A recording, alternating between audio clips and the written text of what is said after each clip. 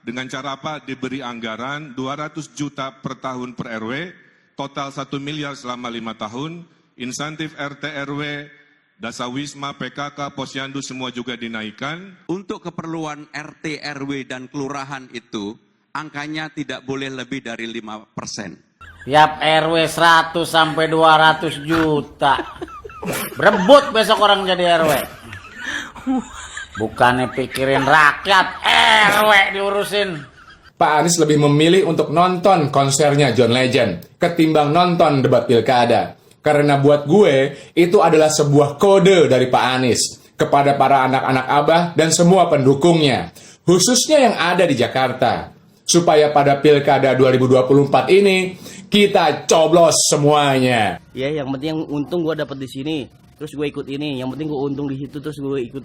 Lu gak usah ngarepin Indonesia baik-baik aja atau Indonesia makin maju ke depan kalau lu sebagai rakyat jelata juga ikut-ikutan pragmatis, tolol. Assalamualaikum warahmatullahi wabarakatuh. Kembali lagi di channel Prayoga Muhammad. Gimana kabar kalian semua? Semoga baik-baik saja ya dan dilancarkan segala rizkinya. Kita akan membahas Pilgub DKI guys, karena ini lama banget nih nggak dibahas nih. Kemarin kan debat tuh ya, kayaknya sih Pak RK yang paling lucu. Dan ini juga banyak yang berkomentar ya, anak Abah tentunya ya, tetap coblos 3 paslon karena sampai hari ini pun masih belum ada keputusan dari Pak Anies sendiri untuk memilih salah satu paslon. Tapi kemarin tuh sempat ada ya anak Abah yang militan itu sempat mendukung salah satu paslon. Ya akhirnya dihapus juga postingannya gitu ya. Oke teman-teman semua, kita lihat videonya dan komentar daripada anak Abah. Tidaklah mungkin urusan Jakarta dibereskan sentralisasi dari balai kota. Kelurahan itu adalah ujung ASN. Di bawah kelurahan ada RW. Itulah kenapa kita akan demokratisasi warga-warga Jakarta yang pintar untuk mendesain sendiri versi globalnya mereka. Dengan cara apa? Diberi anggaran 200 juta per tahun per RW, total 1 miliar selama 5 tahun, insentif RT RW, Dasawisma, PKK, Posyandu semua juga dinaikkan, gubernur bisa ngurus yang besar-besar, di level ujung bisa oleh lurah dan para RW yang diberdayakan. Undang-Undang Nomor 2 Tahun 2004 sudah mengatur untuk keperluan RT, RW, dan kelurahan itu, angkanya tidak boleh lebih dari 5%. Sehingga dengan demikian, apa yang akan kami lakukan untuk kelurahan, kami akan membangun yang disebut dengan balai rakyat. Di sanalah sumber daya manusia ditingkatkan, di sanalah kita berinteraksi, di sanalah kebudayaan dibangun, di sanalah kegotong royongan juga diciptakan. Janji muluk lagi, janji muluk lagi. Tiap RW 100 sampai 200 juta. Berebut besok orang jadi RW. Bukannya pikirin rakyat, RW diurusin. RW mah duitnya banyak. Aduh. Janji terlalu muruk lu, ereking lagi. Bising gua kadang-kadang. Jangan muluk-muluk kalau janji. Ya enggak? Segala RW dikasih 100 sampai 200 juta, mending nyampe ke bawah. Kayak nggak tahu aja. Berebut orang besok jadi RW. Ya nggak? Tanda tangan orang numpang domisili aja dapat duit. Kayak nggak tahu aja di sini. RW mana ya? Nggak semua RW sih. Kemarin malam digelar debat perdana Cagup-Cawagup Jakarta 2024. Yang menarik buat gue semalam itu adalah Pak Anies sama Bu Ferry malah nonton konsernya John Legend.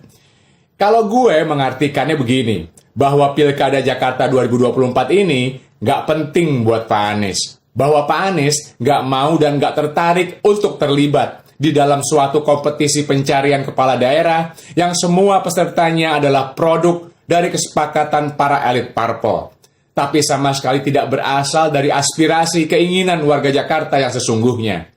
Sehingga siapapun yang keluar sebagai pemenang Pilkada Jakarta nanti, maka gubernur dan wakil gubernur itu bukanlah pemimpin yang akan memperjuangkan kepentingan rakyat.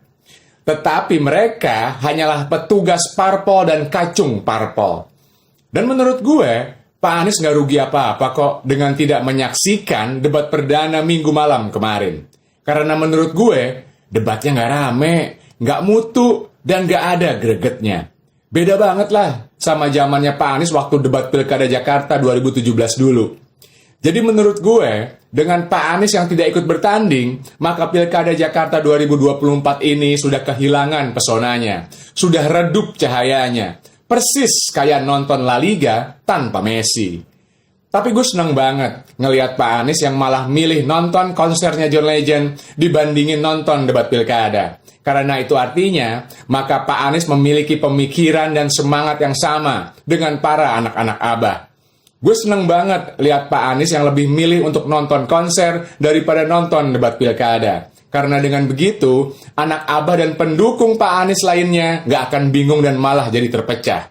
Gue seneng banget Pak Anies lebih memilih untuk nonton konsernya John Legend ketimbang nonton debat Pilkada. Karena buat gue, itu adalah sebuah kode dari Pak Anies kepada para anak-anak Abah dan semua pendukungnya, khususnya yang ada di Jakarta. Supaya pada Pilkada 2024 ini, kita coblos semuanya. Salam Gercos, salam semangat antitesa 24. Kemarin ada yang bilang katanya visi misi paslon nomor 3 katanya tuh. Dulu apa tuh? Katanya sama sama visi misi Pak Anies. Sahabat dari mana? Emang Pak Anies nyalonin? Apaan kagak? Kalau waktu dulu visi misi dulu terus sama sekarang dia sama. Samanya di mana? Pak Anies bangun trotoar lebar. Nah yang sekarang ini yang lu rujuk, dia mau ngeletin, mau dibongkar. Lah berarti kagak sama. Sama dari mana tong? Gimana sih lu ngadi-ngadi aja lu? Jangan penggiringan mulu ah. Giring terus, giring niji. Assalamualaikum warahmatullahi wabarakatuh. Buat temen-temen gua nih, anak-anak Abah ya. Aduh, yang milih salah satu paslon. Kentut lah lu pada. Lu nggak istiqomah lu. Aduh, berapa sih lu kasih duit? Jangan begitu. Udah mulai jadi musang berbulu domba lu. Terbalik kali ya. Jangan ya, kalau kata gua, buset. Ntar kalau Pak Anies bikin organisasi gua nggak ajak lo, gua tandain lo. Bikin lagi mau deklarasi nih, gua tandain lo. Nah, urat susah mah susah aja ya. Ini parah nih. Jadi lu dibayar berapa? Ceban, 2 ceban, 3 ceban. Emang cukup? Gua setahun 2 tahun. Ya, mikir. Assalamualaikum warahmatullahi wabarakatuh. Pak Anies ngupload visi misinya, ya mungkin untuk ditiru paslon-paslon lain. Cuman dia menyatakan dengan tegas belum menentukan dan memilih salah satu paslon. Garis bawahi. Jadi kalau ada pendukungnya Anies yang paling so Anies ngarah-ngarahin lu buat coblos ini, coblos itu, coblos ini, coblos itu, dan lu percaya itu karena Anies, jangan jadi tolol. Itu bukan karena Anies, karena mereka diuntungkan, ya. Dan buat lu kreator-kreator yang dapat followers banyak dan dapat panggung karena Pilpres kemarin mendukung Pak Anies, tolong dong, ya. Tolong, gak usah so Anies banget gitu, ya. Kemarin lu orang yang nyuruh para followers lu untuk coblos 3 paslon, lu inget itu. Sekarang narisnya beda lagi. Lu suruh pilih ini, lu suruh pilih itu karena mereka ingin meneruskan visi misi Anies. Ya satu karena arahnya pengen seperti progres kerjanya Anies, ya. Padahal Pak Anies sendiri belum menentukan pilihan. Maksud gua gini, kalau lu pengen dukung salah satu paslon di Pilgub Jakarta, ya dukung aja atas nama lu pribadi. Gak usah pakai bawa-bawa nama Anies. Kesian, orang nggak tahu apa-apa lu bawa-bawa namanya. Sedangkan lu dapat keuntungan pribadi sendiri untuk mengarahkan followers lu untuk mendukung salah satu paslon. Gila anjing, gila. Lu mau ikut-ikutan lu pragmatis kayak partai politik gitu. Ya, yang penting yang untung gua dapat di sini, terus gue ikut ini. Yang penting gue untung di situ, terus gue ikut. Lu gak usah ngarepin Indonesia baik-baik aja atau Indonesia makin maju ke depan kalau lu sebagai rakyat jelata juga ikut-ikutan pragmatis, tolol. Ya itu ya, anak Abah yang emosional gitu ya. Memang kemarin itu setelah debat ada konten kreator yang militan banget dukung Pak Anies. Setelah debat malah justru menyuruh untuk mendukung salah satu paslon karena katanya salah satu paslon itu ada yang mirip ataupun sama dengan visi misi dari Pak Anies Baswedan. Yang sebenarnya juga Pak Anies kan belum menentukan pilihan gitu loh. Kita ya ke situ aja sih, kalau misalnya Pak Anies belum menentukan pilihan ya nggak usah juga kita mau milih gitu loh. Dan kode dari Pak Anies gamblang kok. Beliau malah justru nonton konser tuh. Itu yang menandakan bahwasanya beliau nggak memikirkan lagi nih Pilgub DKI ini. Kayaknya udahlah. Gercos aja gercos.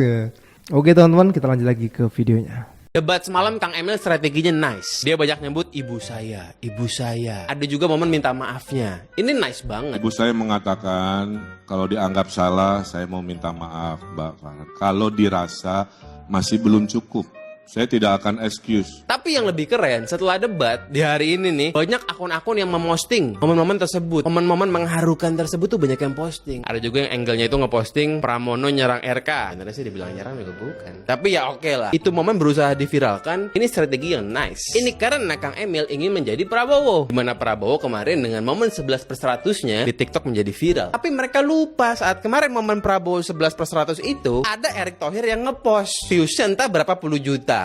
Ada Bro Gamal yang ngepost viewsnya 10 juta. Nah ini yang ngepost akun-akun baru muncul. Akun baru muncul nggak apa-apa, ini sah-sah aja. Masalahnya kan followersnya kurang banyak, makanya viewsnya cuma 40 ribu, 30 ribu, kurang banyak. Lebih baik kalau mau ngepost momen-momen mengharukan kayak begini, pakai pendukung yang punya followers aja. Pasti kan ada KOL yang dukung Kang Emil juga, dia yang post, kan ada followersnya. Dan satu lagi nih ya, masalah Prabowo sama Anies 11/100 itu ada build up story-nya, nggak ujuk-ujuk nangis, enggak. Ada cerita dulu mereka kenal, di Pilgub saling bantu-membantu. Jadi ada build up story-nya nih. Script writer-nya mantep nih, memang organik, ada ceritanya. Sementara kalau RK sama Pram, apa ceritanya kan nggak ada story-nya. Nih kayak anime Boruto nih, tiba-tiba jadi aja begitu. Jadi nggak bisa tiba-tiba langsung setel lagu Ibu Pertiwi. Kemudian nih ya, RK ini bukan orang tua seperti Prabowo. Lagi-lagi mengharukannya kurang pas gitu. Mendingan saran gue nih ya, majuin Pak Suswono. Pak Suswono ini senior. Karena gue nonton debat tuh, satu live sama Pak Suswono. Gue lupa nyapa, harusnya gue minta tanda tangan. Biar bagaimanapun keluarga gue ini PKS mania. Kita susun strateginya bagaimana biar Pak Sus ini mancing Bang Dul buat nyerang. Karena Bang Dul ini kan lebih eksplosif, gampang lah dipancing. Pancing tuh buat nyerang Pak Sus. Itu baru momennya kita viralkan di TikTok. Jangan Kang Emil gak masuk. Lagi pula nih kalau kita pengen pakai strategi dawai, tapi harus melihat persona orangnya dulu, cocok apa enggak. Kang Emil ini kan tukang herei, jabah herei na cringe, saat ketik jomblo, saat ketik cinta. Makanya saran orang ya, mun arek sedih-sedih Pak Suswono we. Gus Harifah menyatakan Ridwan Kamil adalah bagian dari operasi jahat. Dia sangat tidak layak, tidak pantas untuk dipilih karena dia bagian dari partai-partai itu sendiri. Dia tidak akan berani maju di Jakarta kalau Anies Baswedan tetap maju. Itu sudah saya nyatakan dari tanggal 20 Juni. Jadi bukan baru. Bahkan sebelum penjagalan itu terasa, itu sudah kita ketahui. Jadi relawan-relawan yang menyatakan kepada Ridwan Kamil, saya katakan mereka mohon maaf agak kasar, tapi harus dengan kasar, tidak lebih hanya seorang pelacur. Kalau tidak suka, tidak puas hadapi Gus Harifah, buat forum diskusi, saya bentangkan semuanya. Pernah ada yang lihat pada saat saya menantang dari partai PKS untuk membahala di iNews TV. Lalu dia katakan Anda harus membahala ke pemimpinnya. Sesungguhnya bahwa pemimpinnya itu sudah saya ajak membahala lebih dahulu. Namanya Abu Bakar Al-Habsyi. Dia adalah bagian dalang dari semua ini. Abu Bakar Al-Habsyi adalah bagian dari kejahatan ini. Dia adalah dalang dari semua ini, dari PKS. Ya, saya harap PKS segera memecat manusia itu. Saya berharap. Kalau tidak, ya siap-siap PKS menerima hukumannya dari kita semua. Keras sekali ya, Bang Ges ya, luar biasa. Sekali lagi ya teman-teman semua, kita sebagai anak Abah ya kita dukung saja Pak Anies Baswedan. Kalau misalnya Pak Anies belum menentukan pilihannya ya kita tunggu saja gitu loh. Jangan malah offset, mendahului ya. Oke teman-teman semua, gue rasa cukup ya. Sekian dari gue Muhammad. Wassalamualaikum warahmatullahi wabarakatuh.